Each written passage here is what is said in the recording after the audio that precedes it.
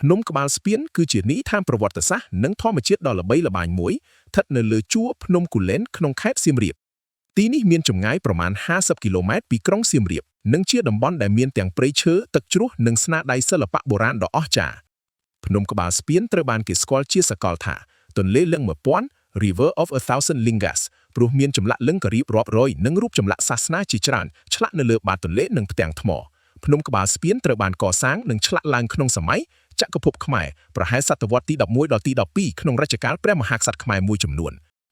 ចម្លាក់ទាំងនេះត្រូវបានបង្កើតឡើងដើម្បីឧទ្ទិសដល់សាសនាហិណ្ឌូជាពិសេសការគោរពដល់ព្រះសិវៈនិងព្រះវិស្ណុ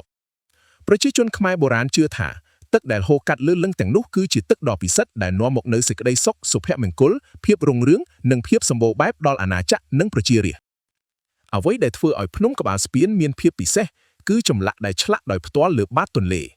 នៅពេលទឹកហូរកាត់ចម្លាក់ទាំងនេះវាបង្កើតបានជាទេសភាពដ៏អស្ចារ្យនិងបង្ហាញពីជំនាញវិចិត្រសិល្បៈដ៏ខ្ពង់ខ្ពស់របស់បុព្វបុរស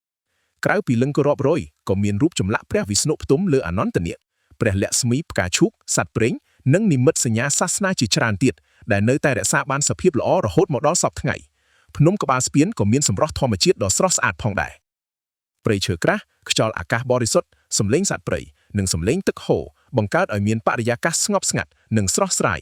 នៅចុងផ្លូវដើរមានទឹកជ្រោះធម្មជាតិដែលមានទឹកថ្លាត្រជាក់អាចឲ្យភ្ញៀវទេសចរអង្គុយសម្រាកឬថតរូបទុកជាអនុស្សាវរីយ៍បានយ៉ាងស្រស់ស្អាតជាពិសេសនៅរដូវវស្សាដែលទឹកហូរខ្លាំងនិងព្រៃមានពណ៌បៃតងខៀវស្រងាត់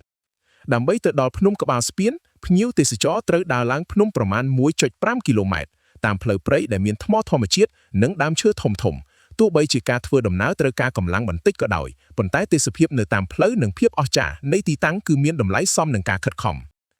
ភ្នំក្បាលស្ពានមិនត្រឹមតែជាកន្លែងទេសចរប៉ុណ្ណោះទេប៉ុន្តែជាសារមន្ទីរបើកចំហដែលបង្ហាញពីអរិយធម៌ខ្មែរបុរាណជំនឿសាសនាវិស្វកម្មនិងសិល្បៈចម្លាក់ដ៏អស្ចារ្យ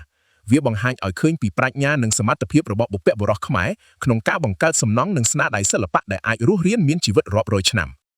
សប្តាហ៍ថ្ងៃនេះភ្នំក្បាលស្ពានបានក្លាយជាគោលដៅទេសចរដ៏សំខាន់មួយរបស់កម្ពុជាដែលទាក់ទាញភ្ញៀវទេសចរជាតិនិងអន្តរជាតិរាប់ម៉ឺននាក់ក្នុងមួយឆ្នាំអ្នកដែលបានទៅទស្សនាទីនេះមិនត្រឹមតែបានឃើញសម្រស់ធម្មជាតិដ៏អស្ចារ្យប៉ុណ្ណោះទេប៉ុន្តែថែមទាំងបានសិក្សាស្វែងយល់អំពីប្រវត្តិសាស្ត្រ